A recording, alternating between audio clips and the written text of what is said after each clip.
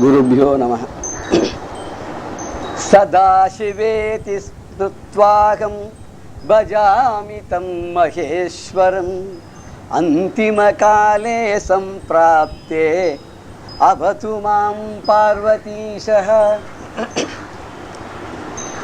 चिन्न श्लोकम्। सदाशिवेति स्मृत्वाहं, सदाशिवेति சதாசிவா என்று ஸ்மிருத்வா நினைத்து, சதா சிவேதி ஸ்மிருத்வா எப்பொழுதும் சிவசிவா என்று சொல்லி பரமாச்சார சொல்லுவா சிவசிவா. அந்த சிவசிவான்னு சொல்றது ஒரு ஆனந்தம் வரணுமா, அதில் சிவ ஆனந்தம் கிடைக்கும். அது லகரியா வெள்ளமாக வரும். சிவானந்தம் தானே பார்த்துன்னு இருக்கோம். சிவசிவா அப்படி சதா சிவேதி ஸ்மிருத்வா அகம் பஜாமி தம் மகேஸ்வரம். இந்த மகேஸ்வரன் மகாதேவன் உலகத்துக்கெல்லாம் சகலருக்கும் ஈஸ்வரனாக இருக்கக்கூடிய அந்த மகாதேவனை பஜாமி நான் பஜிக்கிறேன். பஜிக்கிறேன்னா அண்டி இருக்கிறேன், அவனை சரணம் புகுந்திருக்கிறேன். ஏன் அப்படின்னு எல்லாருக்குமே இவ்வளோ ஒரு பயம் உண்டு இல்லையா? அதுதான் இங்கே சொல்கிற போது அந்திம காலே சம்பிராப்தே, இனிமே ஒன்றும் பிரயோஜனம் இல்லை அப்படின்னு டாக்டர்லாம் சொல்லிடுறாரு இல்லையோ, எல்லாருக்கும் சொல்லிட்டேலான்னு கேட்குறாரு இல்லையோ. அந்த மாதிரி சமயத்தில் அவத்துமாம் பார்வதீசக, அந்த பார்வதீஸ்வரன் இருக்கானே இந்த பரமேஸ்வரன், அவன் என்னை ரட்சிக்கட்டும், என்னை காப்பாற்றட்டும். காப்பாற்றிருக்காரே, அவன் அம்மாவையே காப்பாற்றிருக்கார் இல்லையா? கடைசி காலத்து நீ நினச்சிக்கோ வரேன்னு சொன்னார். வந்தோன்னு உனக்கு இது வைகுண்டம் வேணுமா கைலாசம் வேணுமான்னு கேட்டார். நீயே ஏதோ பார்த்து கொடு நான் அம்மா. உடனே கைலாசத்தை காமிச்சாராம். காமிச்சோன்னா இந்த பூத கணங்கள் ஆடுறதும் இந்த சுத்தரனுடைய தாண்டவத்தையும் அதெல்லாம் பார்த்தா அம்மா பயந்து போயிட்டாலாம். எனக்கு கைலாசம் வேண்டாம்ப்பா, நீ வைகுண்டத்தை காட்டுனாலாம். உடனே வைகுண்டத்தை காமிச்சாராம். அவர் பரம அத்வைத்தி. ரெண்டையும் காமிச்சு எதுக்கு காமிச்சானா ரெண்டும் ஒன்று தான் காமிக்கிறதுக்காக. நம்ம எப்படி பார்க்கணும், எத்பாவோ தத்பவதி இல்லையா? எதையுமே ஆனந்தமாக பார்த்தா ஆனந்தம், கஷ்டமாக பார்த்தா கஷ்டம். குழந்தைகளே சில பேர் துக்கமாக பார்க்கறது உண்டு. தொல்லை சார் அப்படிங்கிறான் இல்லையா? அதே குழந்தைகள் வந்து எவ்வளோ விஷமம், என்ன சார் குழந்தைகள்னா விஷமம் பண்ணதான் செய்யும், பண்ணாத இருக்குமோ அப்படின்னு சொல்கிற மனுஷால் உண்டு இல்லையா? அது மாதிரி இங்கே பரமேஸ்வரனுடைய ஒரு லீலா வினோதங்களை பார்க்கும்போது கொஞ்சம் பயந்து போன அம்மாவுக்கு. அதே பரமேஸ்வரன் விஷ்ணுவாக இருந்து நாராயணனாக இருந்து அங்கே பார்க்கடலில் பள்ளி கொண்டு இருக்கும்போது ஸ்ரீதேவி பூதேவியோட நீலாதேவியோட அப்படி நாரதாதி மகர்ஷிகள்லாம் சுற்றி இருக்கிறத பார்த்தோன்னு ரொம்ப ஆனந்தமாக போயிடுத்தான். இதுவே தேவையில்லையேன்னு இந்த டாக்டர் சில சமயம் என்ன பண்ணுவார், கண் டாக்டர்கிட்ட போனேன்னா ஒரு கண்ணாடியை போடுவார். போட்டுட்டு அந்த ஃப்ரேமை தான் மாட்டிருப்பார். நன்னா தெரியறதேன்பா சில பேர். அதாவது சில பேருக்கு கண்ணாடி போட்டுக்கணும்னு ஒரு ஆசை இருக்குமா, ஒரு வெறும் ஃப்ரேம் போட்ட உடனே நன்னா தெரியறதேன்பா. அதுக்கப்புறம் சொல்லு நான் கண்ணாடி இன்னும் வைக்கவே இல்லை, ஒரு லென்ஸே வைக்கலேம்பார். ஓஹோ என்ன ஒரு ஆசை வாங்கி ஒரு சிரிச்சுப்போம். அப்புறம் ஒரு கண்ணாடி வச்சுட்டு காமிச்சுட்டே வரும். இது சரியா இருக்கா அது சரியா இருக்காங்க. அப்புறம் இப்படி வச்சா நல்லா இருக்கா அப்படி வச்சா நல்லா இருக்கா. சைக்கலாஜிக்கலாக நம்ம டெஸ்ட் பண்ணுறோம். இப்போ சாதாரண வச்சு போங்க அப்படின்னு நாளைக்கு என்ன வச்சோம், என்ன சார் கண்ணாடி கொடுத்தது சரியாகவே தெரியல, முதல்ல வெறுமை பார்த்துன்றதை கூட இப்போ பார்க்க முடியலையே அப்படின்னு. அதுக்காக அப்படி எல்லாம் வச்சு உங்ககிட்டயே ஒரு அஃபர்மேஷன் வாங்கிக்கிறார். ஒரே கண்ணாடி தான், இதில் இந்த கையில் ஒன்று வைக்கிறோம் அந்த கையில் ஒன்று வைக்கிறோம், ரெண்டும் ஒன்று தான். ஏன்னா இந்த கண்ணில் வைக்கிறது தான் அதே தான், இந்த கண்ணில் வைக்கிறது தான் அதே பவர் தான். ஸோ ரெண்டு வச்சிருப்பார். ரெண்டு கண்ணுக்கு ஒரே பவர் வேணும், 2 கிளாஸ் வைக்கும். அதை வச்சுட்டு இது முதல்ல வைப்பார், இது தெரியாது. அது இல்லை அது முதல்ல வந்து நன்னாதி. அது மாதிரி இந்த 2 ரூபத்தையும் காமிச்ச உடனே ஆரியாம்பாளுக்கு வைகுண்டம் ரொம்ப நன்னா இருக்கிற மாதிரி தோணுதா, வைகுண்டத்தை கொடுத்தாரோ இல்லையோ. அதனால இந்த அந்திம காலே சம்பிராப்தி அவத்துமாம் பார்வதீசக, அந்த பார்வதீஸ்வரனானவன் பரமேஸ்வரனானவன் நம்மளை எல்லாம் ரட்சிக்கிறது. இங்கே நம்மை அப்படின்னு சொன்னால் மாம் அப்படின்னு எழுதிருக்கு, பரவாயில்ல. அதனால மாம்னா ஒத்தத்தரும் சொல்லும்போது அவளை காப்பாற்றுற மாதிரி இருக்கு. இதில் நம்ம இப்போ த்ரைவேத்தியம்ங்கிற ஸ்லோகத்தை நம்ம 3வது ஸ்லோகத்தை பார்த்துட்டு இருக்கோம். எப்படி 3 இருக்கான்றதை நம்ம பார்த்தோம். இன்னொரு வாட்டி இதை ரீகாப்சுலேட் பண்ணுறதுக்கு முன்னாடி அந்த ஸ்லோகத்தை ஒருத்தர் ஞாபகப்படுத்திடலாம். ஞாபகப்படுத்தி த்ரைவேத்யம் ஹ்ருத்யம் திரிபுரஹர பாத்யம் த்ரிநயனம் ஜடாபாரோதாரம்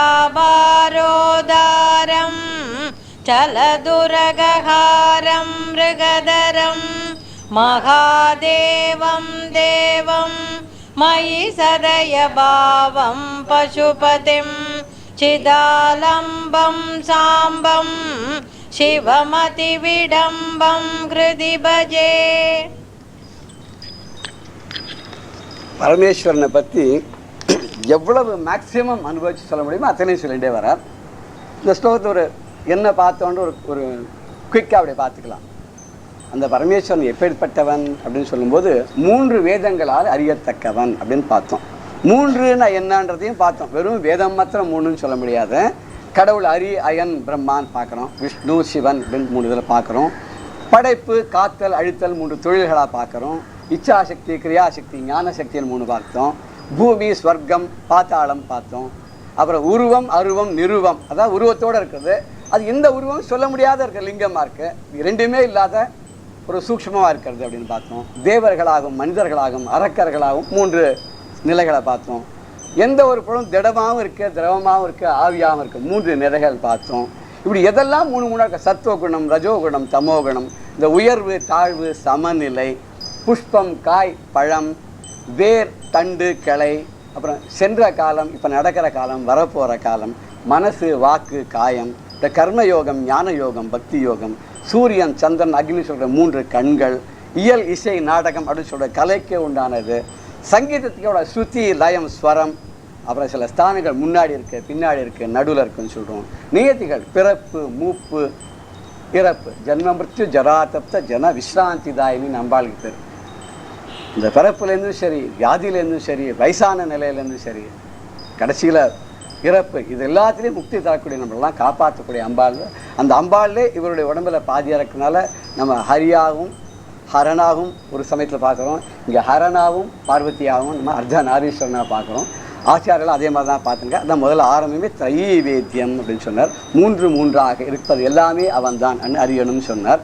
பொதுவாக பார்க்கும் 3 வேதங்களால் அறியத்தக்கவன், மனதிற்கு ரொம்பவும் இனியவன், 3 புறங்களை அவன் மாய்த்தவன், எல்லோருக்கும் முதல்வனாக திகழ்பவன், 3 கண்களை உடையவன், ஜடாபாரத்தை தாங்கிக் கொண்டிருப்பவன், அசைகின்ற பாம்புகளை அங்கத்திலே தாங்கிக் கொண்டிருப்பவன், ஆபரணமாக ஏந்தி கொண்டிருப்பவன், மானை கையிலே பிடித்து கொண்டிருக்கிறவன், தேவர்களிலே சிறந்தவன், தானே பிரகாசமாக இருக்கக்கூடியவன், என்னிடத்திலே மிகவும் கருணை உள்ளவனாக தயை உள்ளவனாக இருக்கக்கூடியவன், எல்லா ஜீவர்களுக்கும் நாயகனாகவும் அறிவிற்கு உறைவிடமாகவும் இருப்பவன், அம்பிகையோடு சதா கூடியிருப்பவன். இங்கே தான் அர்த்தநாரீஸ்வரனாக பார்க்குறான்னு பார்த்தோம். அவன் எப்பேற்பட்டவன்னா ரொம்ப நடிப்பு திறமை மிகுந்தவன் அப்படின்னு பார்த்தோம். அங்கே வந்து நிறுத்தினோம் நம்ம. அதிவிடம்பம், நடிப்புக்கு அவர் தான் இலக்கணம் வகுத்தவரே. அதான் நடிப்புன்னு சொல்வார். நடனம் அப்படின்னு சொன்னால் ஆடுறதுன்னு எடுத்துக்கலாம். நட்டிதா நாட்டிய அப்படின்னு சொல்லுவாள். அதான் நடிக்கிறது. நடனத்தில் வந்து ரெண்டுமே சேர்ந்து வரும், பாவம் அபிநயம் எல்லாம் வரும். இப்படி எல்லாத்துக்குமே தலை சிறந்தவனாக இருக்கான். சுவாமி 2 இடத்துல வந்து ஆடுறார். எங்கன்னாக்க திருவெண்காடுன்னு வருவோம், அதுக்கப்புறம் சிதம்பரம். சாதாரண நடன சபேசன் அப்படின்னு சொல்லுவோம், நம்ம சிதம்பரத்தை தான் நினச்சிக்கிறோம். ஆதி சிதம்பரம் எதுன்னா திருவெண்காடு. அதுக்கு வந்து திருவெண்காடுக்கு ஸ்வேதாரண்யம்னு பேர். அங்கே இருக்க சுவாமிக்கு அகோரமூர்த்தின்னு பேர். அகோரமூர்த்தி நம்மளாம் சில தான் சொல்லுங்க, ரொம்ப அகோரமாக இருக்குன்னு. தப்பு. அகோரம்னா அழகாக இருக்குன்னு அர்த்தம், கோரம்னா சைக்கிள்னு அர்த்தம். பிரமாதமாக இருக்குன்னு சொல்ல மாதிரி அந்த பிரமாதமாக இருக்குன்னா மோசம்னு அர்த்தம், பிரமோதமாக இருக்குன்னு அர்த்தம். பிரமோதம்னா சந்தோஷமாக இனிமையாக இருக்குன்னு அர்த்தம், பிரமாதமாக இருக்குன்னா மட்டமாக இருக்குன்னு அர்த்தம். நம்ம எல்லாரும் ரொம்ப பிரமாதங்கிற சிரிச்சுன்னு வரோங்க, ஆஹா பெஸ்ட் பெஸ்ட் நம்மளை பற்றி சோத்திரமாக சொல்லாருன்னு கேட்டுன்னு வரோம். இங்கே அகோரம் அப்படின்னு சொன்னாக்க அழகானவன், கோரம் இல்லாதவன். சுவாமிக்கு அகோரமூர்த்தின்னு பேர். முதல்ல ஆதியில் நடனம் ஆடினவர் அந்த இடத்துல தான். அப்புறம் தான் சிதம்பரத்தில் நடனம் ஆடினார்னு சொல்வார். அவர் நடனம் ஆடினதோடு இல்லாத நடிப்பில் ரொம்ப திறமை வாய்ந்தவர் சொல்கிறார். என்ன நடித்தார் அப்படின்னு கேட்டார். அது எப்படிலாம் நடித்தார்னா 64 திருவிளையாடல் பண்ணியிருக்கார். 1 2 இல்லை, ஒரு சின்ன வித்தியாசம் சொல்லுவார். பரமேஸ்வரனாக இருந்த போதும் மகாவிஷ்ணுவாக வரும்போதும் ஒரு வித்தியாசம் என்னன்னா, அவர் பூமியில் பிறந்தாராம். மகாவிஷ்ணுவாக வரும்போது அவதாரம் பண்ணார், இறங்கி வந்தார். ஆனால் அவதாரம்னு சொன்னால் பரமேஸ்வரன் தான் சொல்ல முடியும். அவர் பிறந்தது தான், ஜனனம் பண்ணார் அவர் மகாவிஷ்ணுவா. ஆனால் பரமேஸ்வரனா தான் அவதாரம் பண்ணார். அவதாரம் பண்ணா இறங்கி வந்தார், கைலாசத்திலேருந்து இறங்கி வந்தார். அப்படியே இங்கே வந்து இந்த வேஷம் போட்டார், மாற்றிக்கவே இல்லை. 64 திருவிளையாடல்களே 64 வேஷம் போட்டார். என்னென்ன வேஷங்கள் பாப்பா அதெல்லாம் அந்த திருவிளையாடல் புராணத்தை கேட்கும்போது அவ்வளோ அதை ரசித்து சொல்கிறவா சொன்னாக்க நிஜமாக நமக்கு இந்த யுகமே போகாது, இந்த பிறவியே போகாது. அப்பேற்பட்டது. அதில் 1 2 மாத்திரம் பார்க்கலாம் நம்ம. அரியனும் அறியாத அனல் வடிவு உடையானை, அப்படி கொஞ்சம் அப்படி வாரியார் மாதிரி சொல்லிவாங்க. அரியனும் அறியாத அனல் வடிவு உடையானை அழகியமா மதுரையிலே அடிமாறி நின்றானை நரியை பரியாக்கி நயமுடனே வித்தானை நதியோடு மதிசூடி நலம் பலவும் பொழிவானை வரிய வந்தி அளித்திட்ட உதிர்ப்புட்டு உண்டானை வலுவினிலே தான் உறங்கி பிறம்படியும் பட்டானை புறம் 3 எரித்தவனை புலையனாயும் வந்தவனை புண்ணியனை பொழுதெல்லாம் புகழ்ந்தேத்தி வாழ்வோமே. புண்ணியனை பொழுதெல்லாம் புகழ்ந்தேத்தி வாழ்வோமே. சின்ன பாடல்ல அவருடைய திருவிளையாடல என்னென்ன நடிச்சார்ன்றதுக்கு இதுக்கு ஒத்து வர மாதிரி நல்லா எடுத்துருக்கோம். என்னென்ன நடிச்சார்? அரி அயனும் அறியாத அனல் வடிவு உடையானை. இதை பற்றி நிறைய பேர் பாடியிருக்கா. திருமூலரோட சொல்லியிருக்கார். என்னன்னா 2 பேரும் பரமேஸ்வரனுடைய தலையையும் பாதத்தையும் பார்க்கறதுன்னு கிளம்பிட்டார். பிரம்மாவும் விஷ்ணுவும். ஒருத்தர் பறவையா ஆகாசத்தில் போனார், கதை படிச்சிருக்கோம். இன்னொருத்தர் வராகம் அவதாரம் எடுத்துட்டு கீழே பாதத்தை பார்க்கணும்னு போனார். 2 பேருக்கு அவர் தென்படலை. அவர் அனலாக நின்றார். அனல்னா ஜோதி, திருவண்ணாமலையில் ஜோதியா நின்றார். அதான் இங்கே சொல்லுவோம், அரி அயனும் காணாத, அரி அயனும் காணா அரிய ஜோதி ஆதி அந்தமில்ல பழமனாதி புறமெரித்த முக்கண் கரும்பேயன் புண்ணியமூர்த்தி சுப்பிரமணியன் தந்தையை பராத்பரா பரமேஸ்வரா கேட்டுருக்கோம். சிவனுடைய கீர்த்தனை கேட்டிருக்கோம். இல்லை இதைத்தான் அரி அயனும் அறியாத. ஆனால் புதுசாக ஒன்றும் சொல்லவே முடியாது. தெரியவா எல்லாரும் என்னென்ன சொல்லியிருக்காளோ அதை கொஞ்சம் மாறுபடுத்தி கொஞ்சம் சுவை கூட்டி அப்படி இப்படி மாற்றி தான் சொல்ல முடியுமே தவிர புதுசாக நம்ம எதுவுமே சொல்ல முடியாது. எல்லாம் சொல்லிட்டு போயிட்டாவா. அவள் சொன்னதை தான் நம்ம திருப்பி ஞாபகப்படுத்திக்கிறதா பல விதத்தில் பார்க்குறோம். அப்படி அரி அயன் அறியாத அனல் வடிவாக ஜோதி வடிவாக நின்றவன் அழகிய மதுரையிலே அடி மாறி நின்றானை. இப்போ சிதம்பரத்தில் சுவாமி நடனம் ஆடுறார். அது மாதிரி மதுரையில் நடனம் ஆடுறார். திருநெல்வேலியில் நடனம் ஆடுறார். ஒரு ஊரில் கனக சபைன்னு பேர், ஒரு ஊரில் ரஜத சபைன்னு பேர். மதுரையில் ரஜத சபை வெள்ளி சபை, சிதம்பரத்தில் தங்க சபை, தாமிர சபை திருநெல்வேலியில். அப்படி ஒரு 5 ஊரில் 5 விதமான லோகங்கள் அவருக்கு சபையாக அன்னையில் இருக்குது. அப்படின்னா மதுரையில் மாத்திரம் ஒரு விசேஷம் என்ன அப்படின்னு பார்த்தோம்னா, நடராஜமூர்த்தியை பார்த்தா அவர் இடது பதம் தூக்கி ஆடும், இல்லை அங்கே வலது பதம் தூக்கி ஆடும்னு ஆடுறார். வலது பாதத்தை தூக்கி ஆடுறாருன்னு. இதுக்கு பல பேர் பலவிதமான வாக்கியானமா சொல்லுவார். என்ன அப்படின்னு கேட்டாக்க, ஒரு கூன் பாண்டியன்னு ஒரு தான், அவன் பரம பக்தன். அவன் ஒரு நாளைக்கு அந்த பரமேஸ்வரனை பார்த்து கேட்குறானா, நீ இடத காலை தூக்கி இந்த வலத காலை வச்சுன்னு இத்தனை நேரம் நிற்க, உனக்கு வலத காலையே அத்தனை வெயிட்டையும் தாங்கிறதுக்கு உன்னால முடியுமா? அண்டச்சராச்சரங்கள் எல்லாம் உன்னோட உதரத்தில் இருக்க, நீ இதை எப்படி தாங்கி நிற்க முடியும்? எனக்கா ஒரு காலை மாற்றி ஆடேன். உடனே ஒரு காலை மாற்றி ஆடிட்டான். ஆனால் சரித்திரம் அப்படி இல்லையா. இந்த சாஸ்திரர்கள்லாம் என்ன சொல்லுவார்னாக்க, இந்த சக்தி வழிபாடு. அம்பாள் தான் பரமேஸ்வரன், பரமேஸ்வரன் தான் அம்பாள். அது எந்த விதமான ஒரு இதுவும் சந்தேகம் நமக்கு வேண்டாம். ஆனால் இந்த ரூபத்தை மாத்திரம்தான் தொழுவேன் அப்படின்னு சொல்லக்கூடிய சக்தி உபாசகர்கள்லாம் என்ன சொல்லுவா, மதுரையில் என்ன ஊர், அந்த ஊரில் என்ன விசேஷம்? மீனாட்சி இல்லையா? நம்ம கூட சாதாரணமாக கேட்கலாம், சார் உங்கள் காலத்தில் மதுரையா சிதம்பரமா? அவர் சொல்ல அங்கே திருப்பதின்னு வருவது. இந்த சிதம்பரத்தை பரமேஸ்வரனுடைய ஆட்சியான், மதுரையில் அம்பாவுடைய ஆட்சியான். ஆனால் திருப்பதியில் என்ன தெரியுமா, அவர் பாட்டு தனியாக மலை மேலே இருக்கா, அம்மா பாட்டு கீழே தனியாக இருந்துருக்கு. இல்லை ஒருத்தர் பாதிக்காது. உன் வழியில் நீ போ, என் வழியில் நான் போ. எங்கள் காலத்தில் கூட அப்படி தான், அவர் நடந்து போயிட்டே இருப்பான், வண்டியில் தனியாக போயிட்டே இருப்பான். அது எங்கா திருப்பதி மேலே. இங்கே ஏன் அப்படின்னு கேட்டான், மதுரையில் அது அம்பாளுடைய ஊர், அவன் மகாராஜி. இன்னொரு விசேஷம் கூட நீங்கள் கவனிக்கலாம், மதுரையில் எல்லா கோவில்லையும் அம்பாளுக்கு அபிஷேகம்னு நம்மளாம் பார்க்கலாம். மதுரையில் மாத்திரம் நம்ம பார்க்க முடியாது. கூட்டம் கூட்டமாக பால் வச்சுருப்பான். பெரிய அண்டா நிறைய கிட்டத்தட்ட 100 லிட்டர் 200 லிட்டர் பால் வச்சுருப்பான். பஞ்சாமிரத்தெல்லாம் மணிக்கணக்கில் அபிஷேகம் பண்ணிருப்பான். பார்க்கலாமா பார்க்கக்கூடாது. ஏன்னா மகாராணி குளிக்கிறாளாம். மகாராணி குளிக்கும்போது பார்வதி குளிச்சுட்டு இருக்கும்போது பரமேஸ்வரி உள்ளே இல்லையா? அதனால தான் நமக்கு விநாயகரோட அவதாரம் கிடைச்சிது.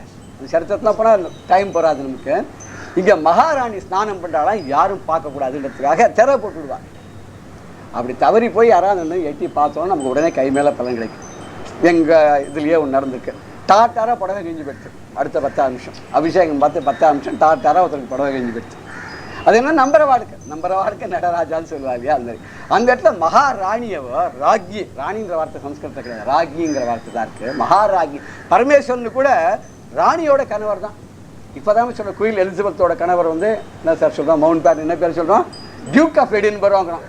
என்ன இதை டியூக் ஆஃப் எடின்பரோ, எத்தனையோ யுகத்துக்கு முன்னாடியே அவர் டியூக் ஆஃப் எடின்பரோ பரமேஸ்வரன் எங்க மதுரையில் அவர் வந்து ராணியோட கணவர் அப்படின்னு இருந்திருக்கார் இல்லையா. அவர் வந்து சோமசுந்தரா வந்தார், உக்ரபாண்டியனாக முருகனே பிறந்தார்னு சரித்திரம்லாம் பார்த்துருக்கோம்.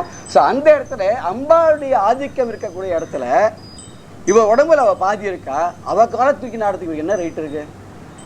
ஏன் சில பேர் வாசல்வார் ஒரு 10 ரூபா அவருக்கு கொடுத்து அனுப்பேன், என்ன 10 ரூபா கொடுத்து உன் பர்சன்டேஜ் எடுத்து கொடு, உன் சம்பாத்தியத்துலேருந்து கொடு, நீ என்ன இன்னொருத்தர்லேருந்து கொடுக்குறதுன்னு கேட்குறோம்ல. அது மாதிரி அம்பாளுடைய காலை தூக்கி நாடுறதுக்கு உனக்கு என்ன ரைட் இருக்கு? உன் காலை தூக்கிற சத்தா இருந்தால் ஆடு, உனக்கு சக்தி இருந்தால் ஆடு, இல்லைன்னா சிவனேன்னு. அங்கே தான் வந்தது சக்தி இருந்தால் ஆடு, இல்லை சிவனேன்னு. அவர் பார்த்தா எனக்கு சக்தி இருக்கியா அப்படின்னு காமிச்சார். சக்தி இடது பக்கத்தில் மாத்திரம் இல்லை, என் உடம்பு முழுக்கவே அவளே தான் இருக்கா, உனக்கா தானே, சரி பரவாயில்ல வலது காலை தூக்கி ஆடுன்னு ஆடினாராம். அதுதான் சரித்திரம். அங்கே அது மாதிரி அழகிய மதுரையிலே அடி மாறி நின்றானே, கால் அடினா பாதம், பாதத்தை மாற்றி ஆடிக்கொண்டிருக்கிறான். நரியை பரியாக்கி நயமுடனே விற்றவனே, நயமாக விற்கிறதுன்னா இந்த வாய்ச்சொல்லில் வீரரடின்னு சொல்கிறோம் இல்லையா, வாரியாரோட ஒரு பாட்டு பாடுறார். நெஞ்சில் உரமுமின்றி நேர்மை திறனுமின்றி வஞ்சனை செய்வாரடி கிளிய அவர் வாய்ச்சொல்லில் வீரரடி. அதை வந்து சோமசுந்தரன் பண்ணி காமிச்சிருக்கார். என்ன பண்ணார்னா திருவாத ஊரார் அப்படின்னு ஒரு பெரிய நால்வரில் ஒருத்தர். நம்ம மும்மூர்த்திகளை தான் ஜாஸ்தி சொல்கிறாளே தவிர மாணிக்க வாசகரை பற்றி அவள் ஜாஸ்தி பண்ண. திருவாசகம் ஒன்றே ஒன்று பண்ணிடுறார். இந்த திருவாசகத்துக்கு இணையாக எதுவுமே கிடையாதுன்னு எல்லா கவிகளும் பாடியிருக்கேன். அந்த திருவாச்சகத்தை பண்ண அந்த வாத ஊரார் திருவாத ஊர்னு பேர். மதுரையிலேருந்து ஒரு கிட்டத்தட்ட 20 கிலோமீட்டர் தள்ளி இருக்குது. அது போகிற வழியில் ஒரு பெரிய பெருமாளுடைய க்ஷேத்திரம் கூட இருக்குது, திருமோகூர்னு பெரிய க்ஷேத்திரம். அங்கே இருக்கக்கூடிய சக்கரத்தாழ்வாருக்கு சக்கர ராஜான்னு பேர். அதுலேருந்து ஒரு 10 கிலோமீட்டர் போனால் திருவாத ஊர்னு இருக்குது. அங்கே தான் அந்த மாணிக்க வாசகர் இருந்தார். அவர் ராஜாக்கிட்ட மந்திரியாக இருந்தார், பாண்டிய ராஜாக்கிட்ட மந்திரியாக இருந்தார். செண்பக பாண்டியனோ வரகணோ பாண்டியனோ சொல்லுவாங்க, நிறைய பாண்டிய ராஜா இருந்து ஒரு ராஜாட்ட வந்தார் அப்படின்னு வச்சுக்கோமே. அவருக்கு ரொம்ப சிவன்னா ரொம்ப பிடிக்கும். அங்கே பத்ராச்சலம் ராமதாசர் மாதிரி, எப்படி பத்ராச்சலம் ராமதாசர் வந்து வரி பணத்தெல்லாம் எடுத்து ராமன் கோயிலை கட்டினாரோ அது மாதிரி இவர் என்ன பண்ணால் சிதிலமாக இருந்த ஒரு கோவில், அதுக்கு வந்து போய் பார்த்தா மனசே கேட்கல, இன்னும் சிவன் கோயில் இப்படி இருக்கலாமா, வரி படத்தெல்லாம் கலெக்ட் பண்ணிட்டு வந்துட்டே இருந்தார். கோயிலை புனர் நிர்மாணம் பண்ணிவிட்டார்.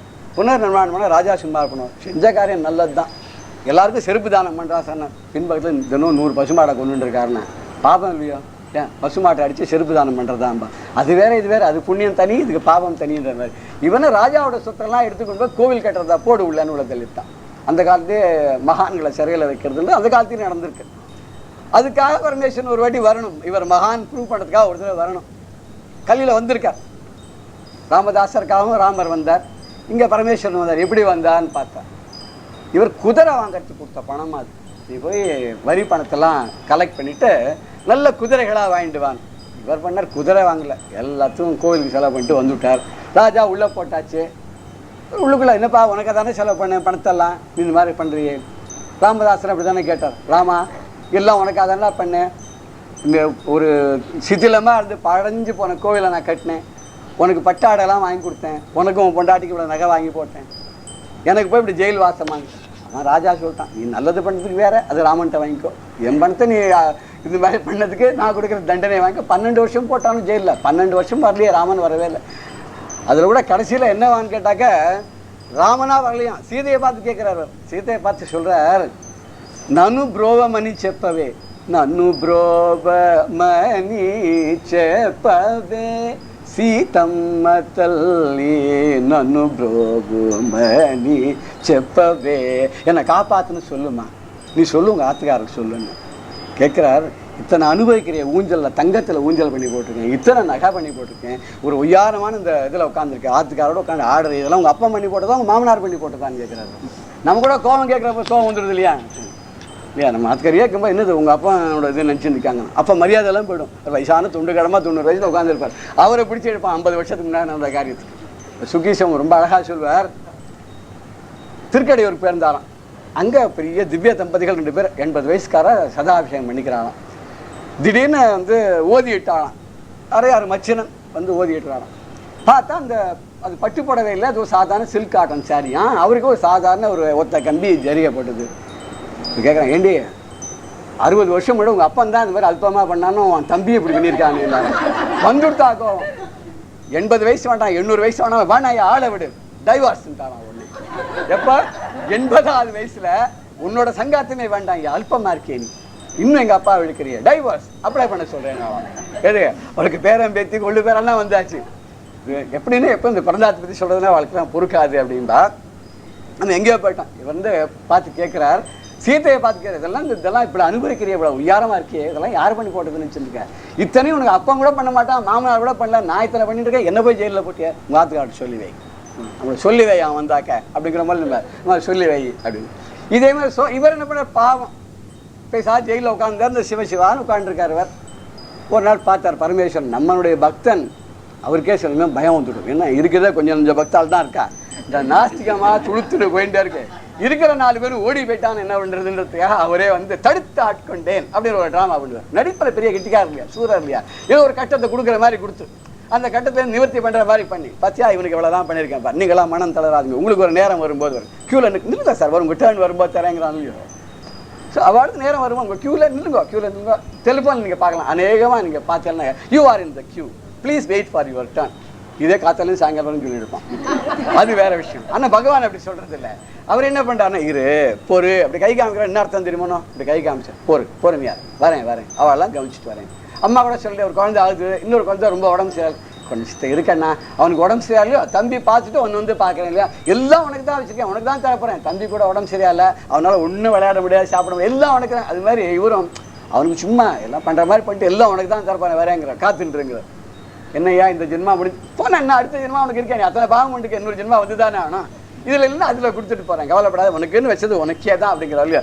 அப்படி இந்த பரமேஸ்வரன் என்ன பண்ணாராம் காப்பாற்றணும்னு நினச்சார். கிளம்பி வந்துட்டார். எப்படி வந்தார்னா அவர் இருக்கிறதோ காடு இருக்கிற காடு இது சுடுகாடு எல்லாரும் போகிறதுக்கு பயப்படக்கூடிய ஒரு காடு இல்லையா எங்கே வேணாலும் எல்லாரும் போயிடுவோம் அந்த ஒரு இடத்துக்கு தான் போகிறதுனா பயம் அது வேணாம் சார். ஒரு சாதாரணமாக கூட அந்த பக்கமாக போக மாட்டோம். அந்த பக்கத்தில் ஒரு நல்ல வீடு ஒன்று இருக்குது சார் 55 லட்சம் 40 ரூபாய்க்கு தரேங்கிறாவன் ஐயோ வேணாம் சார் அந்த இடம் வேண்டாம் வேறு எதாவது இருந்தால் சொல்லு சும்மா கொடுத்தா கூட வேண்டாங்க பயம் இல்லை அவ்வளோ கிட்ட இப்போ என்றைக்கோ ஒரு நாள் போகிறோம் அதுக்கு இப்போயே போய் பக்கத்தில் உட்காந்துப்பானே வேண்டான்னு விடுறாங்க. ஆனால் அந்த இடத்துலேருந்து வர அந்த பரமேஸ்வரன் வரும்போது காட்டிலெல்லாம் ஊழையிட்டுட்டே போகிறதான் நரியெல்லாம் பார்த்தார். அடடா அவருக்கு ஒரு ஐடியா தோணும் இல்லை அது பிரமாதமாக இருக்க எல்லா நரியும் அப்படி கூப்பிட்டார் எல்லாம் வந்துடுச்சு பான்னு எல்லாம் வந்துடுச்சு வந்து எல்லாத்தையும் குதிரையாக மாற்றினார். கொண்டு போய் இந்த ராஜா கிட்ட வந்தார். மாதிரி மாணிக்க வாசகர் உங்களுடைய மந்திரி தானே அவர் ஏற்கனவே பணம் எல்லாம் கொடுத்து அனுப்பிச்சி விட்டார் இந்த குதிரையெல்லாம் கொண்டு உங்ககிட்ட கொடுக்க சொன்னார் நீ அதுக்குள்ளே அவர் ஜெயிலில் போட்டியாமே அட்டடா பெரிய தப்பு பண்ணிட்டேன் அதுக்கு நான் விட்டுடுறேன் இப்போல்லாம் ஒன்றும் விடாத அவருக்கு கொடுத்துருக்க தண்டனை முடிகிற வரைக்கும் ஒரு 4 நாள் கழிச்சே விடாது பரவாயில்ல இந்த குதிரையெல்லாம் வச்சுக்கோங்க என்ன இந்த குதிரையை வச்சு ஒரு விளையாடுமே அதுக்குள்ளே அவரை விட்டுட்டா வம்பாயிடுமோ இல்லையா இப்போ ஒன்றும் விடவே வேணாம் அவருக்கு எத்தனை நாள் கொடுத்துருக்க ஒரு வாரமாக இருக்கட்டும் ஒரு வாரம் உள்ள சௌக்கியமாக இருக்கட்டும் நான் பார்த்துக்கிறேன் மிச்சம் திருப்பெருந்துறைன்ற ஊரில்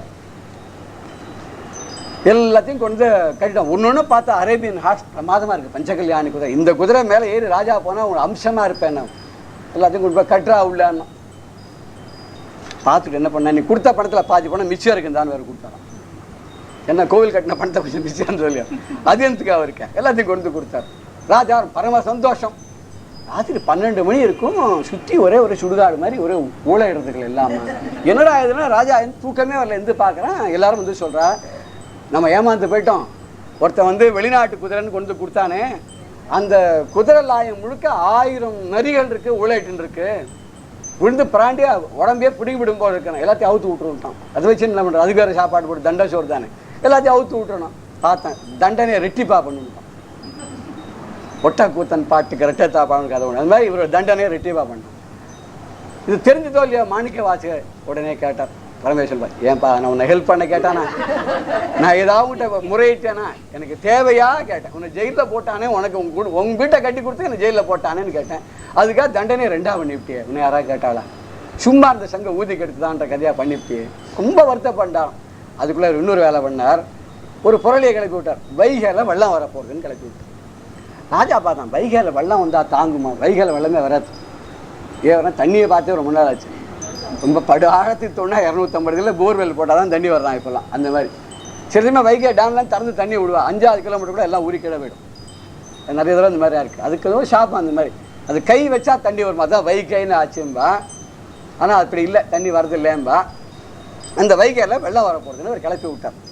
கிளப்பி விட்டோன்னே என்ன ஆச்சு ராஜா பார்த்தான் வைகை வெள்ளம் வரத்துக்கு முன்னாடியே நம்ம என்ன பண்ணலாம்னா அணை கட்டுறதுக்கு பார்க்கலாம் சரி வீட்டுக்கு ஒருத்தர் வாங்குறாங்க ஒரு வீட்டில் ஒருத்தர் அப்புறம் அந்த காலத்தில் அப்படி தான் ஒரு வீட்டிலேருந்து ஒருத்தர் திடமானவங்க ஒருத்தர் போய் உபகாரம் பண்ணணும் என்ன பண்ணணும்னா ஆளுக்கு கூடையில் மண் எடுத்துன்னு போய் அந்த அந்த ரிவர் பெட்டுன்னு சொல்லுவா இல்லையா அதில் எங்கெங்கெல்லாம் ஒரு சிதிலமாக இருக்கோ வீக்காக இருக்கோ அதெல்லாம் அடைச்சிடணும் அந்த ஊரில் ஒரே ஒரு கிழவி ஏழை கிழவி அவள் புட்டு பண்ணி வியாபாரம் பண்ணிட்டுருக்கோம் எல்லாருக்கும் ஆள் இருக்கு இவளுக்கு மாத்திரம் ஒரு ஆளும் இல்லை இவோ அழுதுன்னு இருக்கா எல்லாரும் இருக்காளே எனக்கு வயசாகிட்டு நான் போய் ஒன்றுமே பண்ண முடியாதுன்னு போது அப்போ பரமேஸ்வரன் இங்கே வராராம் ஒரு கூலிக்காரன் மாதிரி வேலைக்காரன் மாதிரி ஒரு கூடையை தலையில் வச்சுட்டு இந்த மண்ணெல்லாம் சேர்ந்து போடுறதுக்கு ஒன்று இருக்கும் ஒரு மண்வெட்டி மாதிரி சின்னதாக இருக்கும் அதை தோளில் மாட்டின்னு போய் வந்துட்டுருக்கார் வீட்டுக்கு வாசல் வந்தார் வந்தோடனே பாட்டியை பார்த்தார் என்ன ஏதோ வைகையில் வெள்ளம் வருதாமே ஆமாப்பா என்ன பண்ண போறீங்க நீங்கள்லாம் ராஜா வீட்டுக்கு ஒரு ஆளாக கூப்பிட்டு மண்ணு கொட்ட சொல்லிருக்காரு நீ எப்படி கொட்டுவ அதான் தெரியலையே வாழ்க்கையில் எவ்வளோ குப்பை கொட்டியாச்சு ஆனால் இந்த மண்ணு கொட்டுறதுக்கு அவளால் முடியல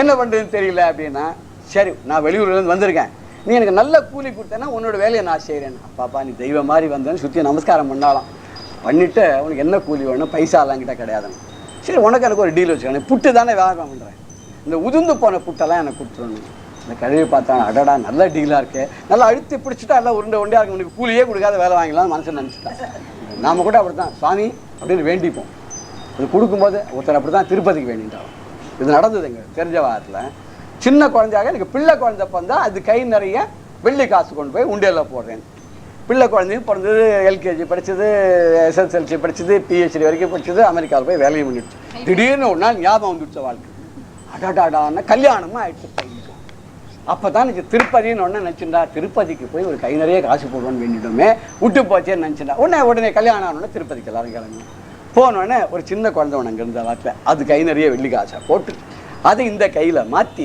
அப்படியே அந்த உண்டியலில் போடுறான்னு போட்டுட்டு அப்படி கை எடுத்து பார்த்தா இந்த கையில் இந்த வைர மோதிரம் இந்த கையில் இந்த வைர மோதிரம் ரெண்டும் உள்ள வந்துட்டோம் பெருமாள்கிட்ட போய் நம்ம வியாபாரம் பண்ண முடியுமோ அங்கே போய் ஏமாற்ற முடியுமோ அவன் எல்லாத்தையும் தெரிந்தவன் நம்மளை ஆட்டு விற்கிறவன் அவன்கிட்ட போய் இது பண்ண முடியுமோ இந்த கல்வி பாருங்க அப்போ கூட அந்த வயசானதில் கூட உளுந்த புட்டு தானே கேட்கலாம் இன்னும் இருக்க பிடிச்சி வச்சிருவான் எல்லாத்தையும் விற்றுருவான் அவனுக்கு ஒன்றும் கொடுக்க வேண்டாம் நினச்சா போட்டிருக்கேன் பகவான் பார்த்தேன் சிரிச்சானான் சிரித்த உடனே அத்தனை புட்டும் உதிர்ந்து போட்டான் பிடிக்க வரல இவன் சொன்னால் எங்கள் ஊரில் எப்படி வழக்கம்னா கூலியை வாங்கிட்டு தான் நாங்கள் வேலை செய்வோம் அதனால் முதல்ல கூலியை கொடுத்துருவாங்க சரி சாப்பிடுன்னு விட்டான் எப்படியும் நமக்கு வேலை ஆனா சரி நல்லா சாப்பிட்டார் அத்தனை புட்டையும் சாப்பிட்டார் எப்போ எனக்கு வியாபாரத்துக்கு ஒன்றுமே இல்லை அதனால் பரவாயில்ல உனக்கு எல்லாம் பகவான் கொடுப்பாங்க எல்லாத்தையும் சாப்பிட்டா அசதியாக இருக்க போய் நான் படுத்துவிட்டு வேலை செய்கிறேன் கெடுக்கிட்டு போன்னு விட்டுட்டா ஏன்னா என்ன பண்ண முடியும் இந்த கேள்விக்கு இவனை தான் நம்பி ஆகணும் சில சமயம் நம்ம தான் சில பேர் நம்பி கொடுத்தாகணும் நம்ம அப்படி தான் யாராவது ஒருத்தர் கொடுத்துருவோம் கொடுத்துட்டு இப்படியே நடந்துகிட்டே இருப்போம் அது வருமா வராதா கொடுப்பான் வீட்டில் இருக்க வேலை நைன் வேறு கொடுங்க ஏற்கனவே எதாவது பண்ணியிருக்கானா அவனை பற்றி எதாவது தெரியுமா அவள் கேட்பா வல்லுன்னு விடுவா நீ தானே கொடுத்தேன் 4 பேர் கேட்டுவிட்டு கொடுக்குதானே கொடுக்குறதுக்கு முன்னாடி என்ன கேட்டியோ இப்போ ஏன் என்ன கேட்குற அப்படின்னு இதெல்லாம் வாங்கிக்கணும் நம்ம அது மாதிரி இந்த கல்வி தனக்கு தானே பேசிக்கிட்டே இருக்கா போய் படுத்தவர் தான் நான் இன்னும் கொரட்டை விட்டு தூங்கிட்டு இருக்கார் சாயங்காலம் 5 மணி அந்தி சாயிர நேரம் அதுக்கப்புறம் யாரும் வேலை செய்ய மாட்டாங்க அந்த காலத்தில் இப்போலாம் நம்ம எப்பவுமே வேலை செய்யறதில்ல நம்ம ஊரில் யாரும் அங்கே அந்தி சாயிடுச்சு வேலை செய்யறதில்ல ராஜா பார்க்கறதுக்கு வந்தானோ அப்படின்னு பார்த்தா ஒரே ஒரு இடம் மாத்திரம் இந்த கிழவிக்காக மார்க் பண்ணுற இடம் அப்படியே அடப்படாது இருக்கு இது யார் என்னன்னு கேட்டு வந்தால் அந்த வந்திங்கிற கிழவி இவன் வந்து ஒரு ஆள் வச்சு இந்த மாதிரி பண்ணுறதா இருந்தான் அந்த ஆள் எங்கே அதாவது மரத்தடி தூங்கிட்டு இருக்கான் பார்த்து சரின்னு அங்கே போய் பார்த்தா நல்லா கொரட்டை விட்டு தூங்கிட்டு இருக்கான் அவனுக்கு ஏற்று தூங்குற மாதிரி ஒரு நடிப்பு நடிக்கிறாராங்க பார்த்தான் இவனை சும்மா விடப்படாது கூலியும் வேறு வாங்கி சாப்பிட்டு தூங்குறானா நம்ம ஊரில் இல்லாத ஒரு பழக்கம் பண்ணிருக்காம அது ஒரு வயசான ஒரு கிழவியை ஏமாத்துருக்காங்க நல்ல ஷவுக்கு எடுத்து அடிக்கணும்னு பார்த்தோம் ஷவுக்கெல்லாம் பிரயோஜனம் இல்லை ஒரு பெரம்பை கொண்டாடணும் புளியங்கம்பு பக்கத்தில் ஒரு புளியமரம் அதுலேருந்து ஒரு குச்சியை உடச்சோம் இந்த புளியம் விளாருன்னு சொல்லுவாள் இந்த புளியங்கம்பால் ஒரு சொடுக்குனா சில சமயம் என்ன ஆகுது அந்த காயம் ஆகிறதுக்கு 6 மாதம் குதிரையெல்லாம் சில சமயம் அந்த காலத்தில் ஒரு முரட்டு குதிரை இருந்தால் அந்த புளியங்க இதால் தான் சொடுக்கு போகலாம் அந்த மாதிரி ஓங்கி ஒரு அடி கொடுத்தாங்க அந்த அடி கொடுத்த அடுத்த நிமிஷம் என்னாச்சுன்னா எல்லார் முதுகுலையும் அடி விழுந்தாங்க எல்லார் முதுகுலையும் அடி விழுந்தோன்னா பார்த்தா அங்கே அந்த இவன் எழுந்துட்டான் இந்த கூலிக்காரன் ஒரு கூட நிறைய மண் எடுத்துட்டான் அதில் ஒரு கொட்டினா மறைஞ்சிட்டான் அப்போ தான் ராஜாவுக்கு புரிஞ்சது நம்ம பெரிய தப்பு பண்ணிட்டோமே வந்தது சாதாரண ஆள் இல்லையே நம்ம போய் அவனை அடிச்சுட்டோமே அதோட ஒரு கூட மண் கொட்டினோடனே எல்லாமே பிரமாதமாக ஆயிடுத்தே அணையெல்லாம் ரொம்ப நான் கட்டின மாதிரி ஆயிடுத்தேன்னு அந்த திக்கிச்சு போயிட்டு வச்சு சுவாமி அசரீரியா சொன்னாராம் இது என்னோட திருவிளையாடலை எதுவும் ஒன்று இது எதுக்காக வந்தேன்னு நீ உள்ளே பிடிச்சி போட்டிருக்கே திருவாத ஊரார் மாணிக்க வாசகர் வந்து ரொம்ப சாதாரணமானவரில் என்னுடைய பிரதம பக்தரானவர் அவரை முதல்ல ஜெயிலேருந்து விடுதலை பண்ணி அவருக்காக தான் நான் தான் அந்த நெறிகள்லாம் குதிரையாக கொண்டு உங்ககிட்ட விற்றேன் நான் தான் அத்தனையும் பண்ணதுனால அவரை நீ மறுபடியும் விடுதலை பண்ணு, அவரை மறுபடியும் நீ வந்து ஏற்றுன்னு உன்னுடைய அரண்மனையில் மந்திரியா பண்ணு. உடனே ராஜா அவர் காலில் போய் விழுந்தான். அவரை மறுபடியும் வேலைத்தாளத்தோடு கூட்டிட்டு வந்தான். அவர் பார்த்தார், என் கண்ணை திறந்து விட்டான் பரமேஸ்வரன், இனிமேல் உங்ககிட்ட சேவை பண்ணுங்கிற அவசியம் எனக்கு கிடையாது, என்ன இனிமேல் விட்டுவிடு, வேறு யாரையா வச்சுக்கிட்டு. அன்னிலேருந்து கிளம்பிட்டார். நேராக அவர் வந்து அந்த ஒரு ஊர் திருப்பெருந்துறையா, அந்த ஊரில் போனோடனே மரத்தடியில் குருவாக உட்காந்துருக்காரான் பரமேஸ்வரன். அங்கே போனோடனே இவரை பாதத்தை தூக்கி திருவாத ஒரு தலையில் வச்சாரான், பாத தீட்சை காலை தலையில் வச்சார். உடனே அவருக்கு ஞானம் வந்துட்டு அதுலேருந்து பாட ஆரம்பிச்சார். அவருடைய பெரிய இது திருவாச்சகத்திலேயே சிவபுராணம்னு ரொம்ப விசேஷமான ஒரு கேட்டிருப்பீங்க, படித்து பார்த்தீங்கன்னா ரொம்ப நல்லா இருக்கும். அதில் வந்து நம்ம வாழ்க்கையினுடைய சாரம் முழுக்க அதில் அப்படின்னு சொல்லியிருக்கோம். ஒரு சென்டென்ஸ் பார்க்கறச்ச நம்ம சிவபுராணத்தையும் அங்கங்கே பார்க்க போகிறோம். எங்கெங்கன்னா சிவானந்தலகருக்கு எடுத்துக்க முடியுமோ அதையும் நம்ம பார்க்க போகிறோம். ஃபுல்லாக இல்லாத போனால் ஒரு அளவுக்கு நம்ம பார்க்க போகிறோம். இப்படி நரியை பரியாக்கி நயமுடனே விற்றானோ, அப்படியே நயமாக விற்கிறதுனா ஒரு நயமாக சொல்லி அவர் அப்படியே வாக்சாத்திரத்தினால கவர் பண்ணி விற்கிறது. வாசலில் வருவா தெரியுமா, சார் ஒன்று வாங்கினா ஒன்று எனாம் சார் அப்படின்னு பார்த்துக்கல. யானை வாங்கினா பூனை இனாம்ங்கிற மாதிரி ஒன்று காமிச்சிதோ, இது வாங்கினாலும் இதுக்கு இனாம் சார்மா, எப்படியா நீங்கள் ஒன்று வாங்கிக்க சார், இதை வாங்கிட்டா தான் சார் எனக்கு வேலையே நிற்குமா. எல்லாத்தையும் சார் வெளியில் 60 ரூபா சார், உங்களுக்கு 40 ரூபா கொடுக்குறேம்மா, நீங்கள் கடையில் போய் பார்த்தா 30 ரூபா தான். இது மாதிரி அது நயமாக விற்கிறது தானே. இந்த நயமாக விற்கிற ஃபஸ்ட்டு சேல்ஸ்மேன் இவர் தான். இந்த நரியெல்லாம் பரியாக்கி, பரின்னா குதிரை, குதிரையாக்கி ஏமாற்றி விற்றா அவங்க. அந்த ஏமாற்றி விற்கிறத முதல்ல ஆரம்பிச்சு வச்சுட்டார் பரமேஸ்வரன் அன்றைக்கே. ஆனால் அதுக்கு ரெக்டிஃபை பண்ணார், அவர் சரி பண்ணார். இவாலாம் பண்ணுற அவ்வளோ பண்ணுறது இல்லையே, அவர் ஒரு விளையாட்டுக்காக பண்ணார், திருப்பி நஷ்டப்படாத எல்லாத்தையும் கொடுத்துட்டார். இவாலாம் பண்ணுறது இல்லையே. நதி மதி சூடி நலம் பல பொழிவான், நதியை தலையில் சூடிக்கொண்டான், மதியை தலையில் சூடிக்கொண்டான். மதிங்கிறது சந்திரன், நதிங்கிறது கங்கை. கங்கை எப்படி தலையில் சூடிக்கொண்டான், அது ஒரு பெரிய கதை, அது இன்னொரு சந்தர்ப்பம் வரும்போது பெருசாக பார்க்கலாம். ஆகாசத்துலேருந்து வர கங்கை ஏன் வந்தா, எப்படி வந்தால், அவளுக்கு திருப்பதகான்னா பேர், அது பின்னாடி நம்ம பார்க்க போகிறோம். அந்த கங்கை ஆகாசத்துலேருந்து கீழ் வரும்போது அவன் அந்த பிரவாகத்தை, அந்த பலத்தை, அந்த வலுவை யாரும் தாங்க முடியாது போய் இவர் தன்னுடைய தலையில் தாங்கிட்டாராம், அப்படியே உள்ளே அடங்கி விட்டாலாம். அப்புறம் ஒரே ஒரு டிராப் எடுத்து கீழே விட்டான்னு சொல்லுவாள். அப்படி வந்து நதியையும் மதியையும் தலையில் சூடிக்கொண்டு பல நலன்களை எல்லாருக்கும் கொடுத்தார். அப்படின்னா வரிய வந்து அழித்திட்ட உதிர் புட்டு உண்டானே, வலுவிலே தான் உறங்கி பிறம்படியும் பட்டானே. இந்த கதையில் நம்ம சேர்த்து பார்த்துட்டோம். புறம் 3 எரித்தவனை, அதையும் நம்ம பார்த்தோம். முப்புறங்களை மாய்த்தான் பார்த்தோம். புலையனாய் வந்தவனை, அதுக்கு புலையனாய் வந்தவனை, புலையன் அப்படின்னு சொன்னாக்க ரொம்ப கீழ் மட்டத்தில் இருக்கக்கூடிய ஒரு பிறவின்னு அர்த்தம். அந்த கீழ்மட்டத்தோட பிறவின்னு இப்போ நம்ம தள்ளி வேணாம் அப்படின்னு சொல்லுவோம், அது மாதிரி இல்லை. அந்த காலத்தில் வந்து நாய் உரித்து சாப்பிட்றவாளாம் வரலாம், அது ஒரு அர்த்தம் சொல்லப்படுறது. நாயினுடைய மாம்சத்தை சாப்பிடக்கூடிய தான் அதுதான் புலையர்கள்னு பேர். அது மாதிரி வந்தாராம். எப்போ வந்தார், தாருகாவனம் ஒரு இடத்துல மகர்ஷிகள்லாம் தபஸ் பண்ணிட்டு இருந்தார். தபஸ் பண்ணியிருந்த போது பரமேஸ்வரன் எல்லா ரூபத்திலையும் இருக்கான் அப்படின்னு அவள் புரிஞ்சிக்கல. ருத்ரன் சொல்லி 121 மகரிஷிகள் 121 தடவை சொல்லி மகா அதிருத்ரம் பண்ணிட்டு இருக்கா. ஆனால் அந்த இடத்துல பரமேஸ்வரன் எப்படி வருவான், எல்லாத்திலும் இருப்பான், எல்லாமே பரமேஸ்வரன் சொல்லிகிட்டே இருக்கா. ஆனால் எல்லாமே பரமேஸ்வரனை பார்க்கக்கூடிய பக்குவம் அவளுக்கு வரல. இவளை சோதனை பண்ணுறதுக்காக தார்காவனத்தில் அந்த புலையனாக வராரு.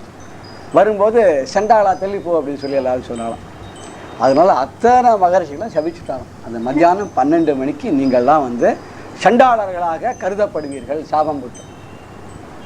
அதுக்கெல்லாம் லீட் பண்ணவர் யாக்ஞவல்கர்னு சொல்லுவார். அவர் தான் சுக்ல யஜுர்வேதம்னு அதை உண்டாக்கினார். அது வந்து ரொம்ப விசேஷம். கிருஷ்ண யஜுர்வேதத்தை விட சுக்ல யஜுர்வேதம் விசேஷம். இது ஒரு கர்ண பரம்பரையாத கதை. இதுக்கெல்லாம் எங்கே ஆதாரம் இருக்குன்னு நம்ம தேடி போகிறத விட அப்படியே விட்டுடுவோம். இந்த தாருகாவனத்தில் அவர் வந்து ஒரு புலையனாக வந்தார். அவளுக்கு இதை புரிஞ்சிக்க முடியல. உடனே அவளுக்கு ஒரு சாபத்தை போட்டார். இன்னொரு இடத்துலையும் புலையனா வந்தார். எங்கே வந்தார்னா ஆதிசங்கர பகவத் பார்த்தால் காசியில் போயிட்டு இருக்கும்போது அப்போ எதிர்க்க சண்டாளனா வரார். சண்டாளனா வந்தோடனே இவர் வந்து தள்ளிப்போ அப்படின்னு சொன்னோன்னே அவர் சொல்கிறார், நீ பெரிய பரம அத்வைத்தி, அத்வைத சித்தாந்தத்தை நீ நிலைநாட்டத்துக்காக வந்திருக்க, அப்பேற்பட்ட நீ என்னை விலகி போன்னு சொல்லியே என்னுடைய ஆத்மாவை விலகி போக சொல்றியா, என்னுடைய உடம்பை விலகி போக சொல்றியா? சரி, ஆத்மா விலகி போக சொன்னால் உன் உடம்பு இருக்க ஆத்மாவும் என் உடம்பு இருக்க ஆத்மாவும் ஒன்று தானே, உடம்பு தானே வேறு தவிர ஆத்மா ரெண்டும் ஒன்று தானே, எல்லா பரம்பரையிலையும் ஒரு பாட்டு தானே அது.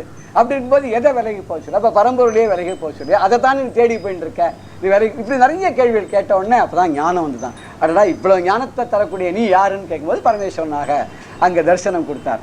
புலையனாக வந்தார் அப்படின்னு சொல்லுவார். இந்த இடத்துல புலையனாக வந்தவனை அவன் புண்ணியனை, கங்கை தலையில் வச்சுருக்கானோ இல்லையோ, எல்லாருடைய பாவத்தையும் போக்குறான். ரொம்ப புண்ணிய ரூபத்தை உடையவன். அவனை பொழுதெல்லாம் புகழ்ந்தேற்றி வாழ்வோமே. நம்ம எப்பொழுதும் புகழ்ந்து துதித்து அவனை பாடி நல்ல வாழ்க்கையை அமைப்போம்ன்றது தான் இந்த இடத்துல நடிப்பு திறமை மிகுந்தவனும் ஆகிய பரமசிவனை ஹிருதயத்தில் தானம் செய்கிறேன் அவர் ஆதிசங்கர பாவதட்சுமை ஹிருதி பஜேன்னு. அந்த ஹிருதி பஜே அதுக்கும் இங்கே அதி விடம்பம்ன்றதுக்கு நம்ம இவ்வளவு இதை பார்த்தோம். இந்த 64 திருவிளையாடல்கள் சொன்னாலும் போராது இந்த இடத்துல. அப்பேற்பட்ட பரமேஸ்வரனை நம்ம நினச்சி அந்த ஆனந்த லகரி அனுபவிச்சுட்டு இருக்கும்போது நம்ம இப்போ என்ன பண்ண போகிறோம்னா அடுத்த பாடலுக்கு நம்ம போகணும். அடுத்த பாடல் என்ன சொல்கிறாருனாக்கா,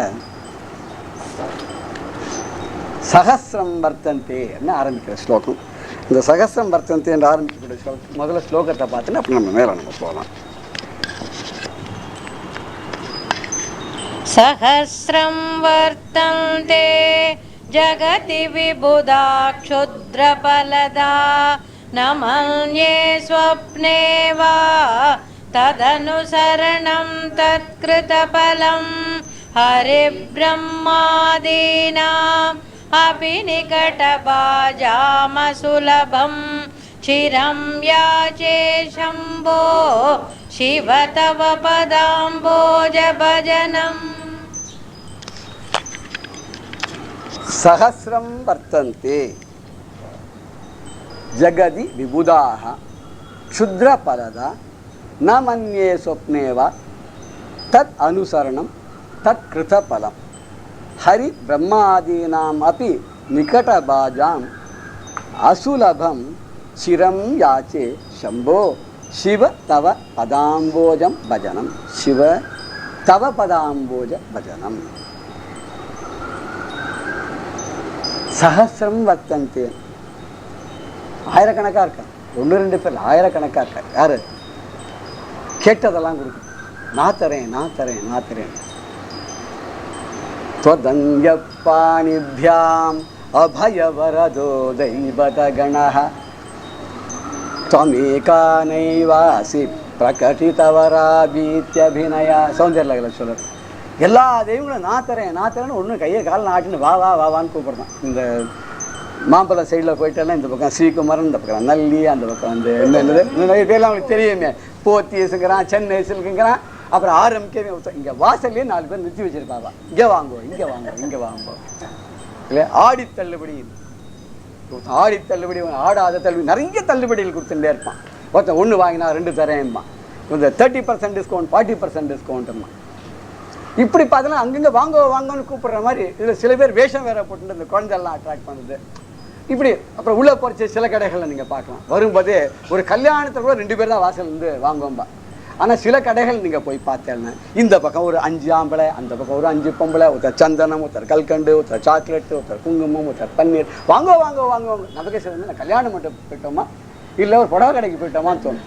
இந்த வேணும் ரொம்ப டீட்டெயிலாக சொல்கிறாங்க, கேன்வாஸ் பண்ணுற மாதிரி ஆகிடும். இப்படி வாங்கோன்னு கூப்பிட்றா நமக்கு உடனே என்ன தோணும், என்னது இவ்வளோ வருந்தி அழைக்கிறா, சரக்குலாம் சுமாராக தான் இருக்குமோ அப்படின்னு கூட சொல்ல தோணும், நினைப்பு தோணிடும் இல்லையா. அங்கே பாருங்க சாதகம் ஒரு கடையில் பார்த்தா அவளுக்குன்னு ஒரு 10 பேர் இருப்பா. அப்போ போய் விசாந்தியாக போய் வாங்கிட்டு போயிட்டார். என்ன இருந்தாலும் அங்கே தான் சார் அப்படின்வா, அங்கே வாங்கினா தான் சார் அப்படின்வா. அங்கே கூட பேரை சொல்லக்கூடாது, ஏன்னா ஒரு கடை பேர் வச்சு விட்றான். நீங்கள் என்னத்தை சொல்ல வந்தாலும் அதில் ஒரு பேர் இருக்குது, ஒரு கடையோ ஒரு மனுஷாலோ இருக்கா, அதெல்லாம் ரொம்ப ஜாக்கிரதையாக சொல்ல வேண்டியிருக்கு. இப்படி இருக்கும்போது அம்பாள் மாத்திரம் என்ன பண்ணுறாங்கன்னா கை கால் எதுவும் ஆட்டுறது இல்லையா. நம்ம நேர போய் அவருடைய பாதத்தில் விழுந்துட்டோம்னு சொன்னால் பயாத்ராத்தும் தாத்தும் பலமபி சவாஞ்சா சமதிகம். இந்த பயத்திலிருந்து காப்பாற்றுறதுக்கும் கேட்டதுக்கு மேலே அதிகமாக அள்ளி கொடுப்பதற்கும் இவதான். பயாத்ராத்தும் தாத்தும் பலமபி சவாஞ்சா சமதிகம் சரண்யே லோகானாம் தவகி சரணாவேவ நிபுணம். உன் பாதத்தையே சரணம்னு அடைஞ்சிட்டேன். என்ன இதுதான் ரொம்ப சிறந்தது, இதுதான் எல்லாத்தையும் அள்ளி கொடுத்துறதுன்னு அங்கே சொல்ல சௌந்தர்யலகரிய. அதே தான் இங்கே சொல்லும்போது சகசம் வர்த்தந்தே ஜகதி. ஜெகதி இந்த உலகத்தில் சகசம் வர்த்தந்தே நிறைய ஆயிரக்கணக்கான பேர் இருக்காயா. என்ன பண்ணுவா அப்படின்னு கேட்டாக்க க்ஷுத்ர பலதாக பலத்தை கொடுப்பவர். ததாதி தி தா பலதான பலத்தை கொடுப்பவர். பலம் ததாதி தி பலதா. அதுக்கு பன்மையில் சொன்ன பலதாஹா அப்படின்னு சொன்ன பன்மையில சொல்றது. க்ஷுத்ர பலதா அல்ப பலனை கொடுக்குறா. கிருஷ்ணன் கூட கீதையில சொல்லும்போது எந்த சுவாமி வேணாலும் நீ வேண்டிக்கோ. அப்போ எல்லாம் கொடுப்பா. ஆனால் எங்கேருந்து கொடுப்பா? இப்போ ரிட்டர்ன் தான் வாங்கி தான் கொடுப்பா. ஒரு ரீட்டைல் ஷாப்பில் போய் இதை ஒன்று வாங்கணும்னு வச்சுக்கோங்க, அவன் எங்கே கொடுப்பான்? இன்றைக்கி சார் நாளைக்கு சாயங்காலம் வீட்டுக்கு கொடுத்து அனுப்புறேங்கிறான். அவன் எங்கே? அவன் பெரிய பெரிய டீலர்கிட்டேருந்து ஹோல்சேலர்கிட்டேருந்து வாங்கி கொடுப்பான். அது மாதிரி இவாளெலாம் ஸ்ரீமன் நாராயணன் அந்த பரமாத்மா கிட்டேருந்து வாங்கி நம்ம கொடுக்குறாளாம். நேராக வந்துட்டே போயிட்டா அந்த பெரிய ஷாப்பில் போனோன்னா என்ன ஆகுதுன்னு நமக்கு லேட்டஸ்ட்டாக உள்ளது கிடைக்கிறது. விலையும் அங்கே வந்து ரீட்டைலர் ப்ரைஸில் கொடுத்துறான். இந்த ஹோல்சேலர் என்ன ரேட்டில் விற்கிறானோ அந்த ப்ரைஸ் கொடுத்தான். எவ்வளோ லாபம் இருக்குது பத்தோட. அது மாதிரி ஒரு ஹோல்சேலர் கிட்ட நேராக போயிட்டாருன்னா கிருஷ்ணன் சொல்கிறா, எங்கிட்ட வந்துட்டா என்னையே கொடுத்துருவேன்னு. மற்றவெல்லாம் எதையோ கொடுப்பா. அதெல்லாம் சொல்ல போகிற பாரிஜாத்தத்தெல்லாம் கம்பேர் பண்ண போகிறார். இந்த பாரிஜாத்தம் இருக்க நாராயண பற்றி அதுவும் சொல்கிறார். இந்த பாரிஜாத்தம், கற்பக விருட்சம், காமதேவனு இதெல்லாம் இருக்கே, இதெல்லாம் அதுக்கிட்ட ஸ்டாக் சிலது இருக்குது. இதெல்லாம் கொடுத்து வச்சுருக்கா, யார் கேட்டாலும் கொடு அப்படின்னு சொல்லி அதை தான் கொடுக்கும். சில பேர் வச்சிருப்பா தெரியுமா, பெரிய ட்ரஸ்டின்னு வச்சிருப்பா. அதில் 2 பேருக்கு சிலது கொடுத்து இதெல்லாம் வரவாளுங்க கொடுத்துட்டேருங்கோ. அவகிட்ட இருக்கு தான் கொடுப்பா. நீங்கள் அங்கே போய் வேறு எதாவது கிட்டா கொடுக்க மாட்டான். அதுவும் இருக்கிற வரைக்கும் தான் கொடுப்பான். அப்புறம் என்ன சார் நேற்றுக்கே வந்துருக்கூடாதோ, என்னை சொல்லி வச்சுருப்பா தான் 2 கூட எடுத்து வச்சுருப்பாமேன்பா. நமக்கு பிராப்தம் இருந்தால் தான் கிடைக்கும். ஆனால் அதுகளுக்குன்னு ஒரு எல்லை இருக்குது. நிச்சீம மகிமா யாருன்னா அம்பாள் தான்.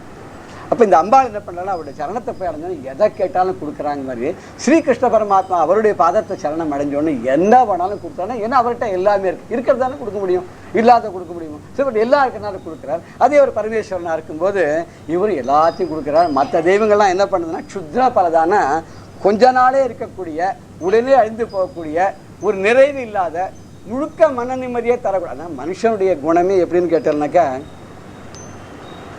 ஒருத்தர் போய் ஒன்று கேட்குறோன்னு வச்சுங்க, மகா அல்பமாக இருக்கேங்க, நிறையா கொடுக்கப்படாது அப்படின்னு தான் தோணும். ஒரு 10 ரூபா கொடுத்தா 20 கொடுக்கப்படாதுன்னு தோணும்.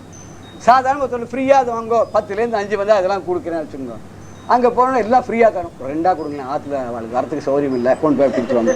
So when you offer something free, the mind demands too. அதுதான் தியரி, அதுதான் உலகத்துடைய நியத்தியே அப்படித்தான். அப்படிங்கும்போது இவெல்லாம் என்ன பண்ணுவான், அள்ளி கொடுக்குறோம். என்ன பண்ணுவான், ரொம்ப குவாலிட்டியாக இருக்கிற தருவான், ரொம்ப நல்லா நம்மளாம் எடுத்து முதல்ல வச்சுடுவோம். நல்லதாக 4 எடுத்து வச்சு மிச்சத்தை கொடுமா அப்படின்னு தான் நம்ம சொல்லுவோம். அது மனுஷனுடைய புத்தி. அது மாதிரி எடுத்து வச்சு இந்த மிச்சத்தை தான் தருவா. இதில் இன்னும் ஒரு விஐபியாக வந்து அவளுக்கு கொடுக்க வேணும், அவளுக்கு மட்டமாக கொடுக்கக்கூடாது. இப்படி எண்ணங்கள் போகும். அதனால் க்ஷுத்ர பலதா, ரொம்ப அல்பமான பலன்களை கொடுக்கக்கூடியவெல்லாம் இந்த உலகத்தில் அவளாம் யாருன்னா விபுதாகான்னு. விபுதாகான்னா விதவிதமாக கொடுக்கக்கூடியவர். விபுன்னு சொன்னாக்க ஒரு வர்ச்சுவஸ் எல்லாம் கொடுக்குறவா, அதெல்லாம் தேவர்கள்.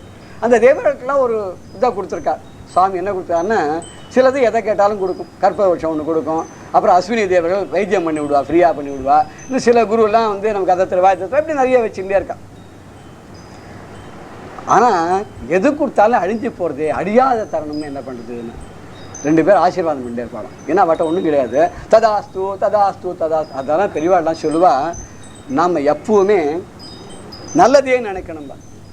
நல்லதே நினைக்கும் போது அவெல்லாம் ததாஸ்து ததாஸ்தும்பா. நம்ம தப்பாக நினச்சோன்னு வச்சுக்கோங்க, அதுக்கும் அவள் ததாஸ்து ததாஸ்து. அவள் என்ன ஆகும், நம்ம கெட்டது நடந்து கொடுத்தேன்னு தப்பா. நீ கேட்டால் கொடுத்தாங்க.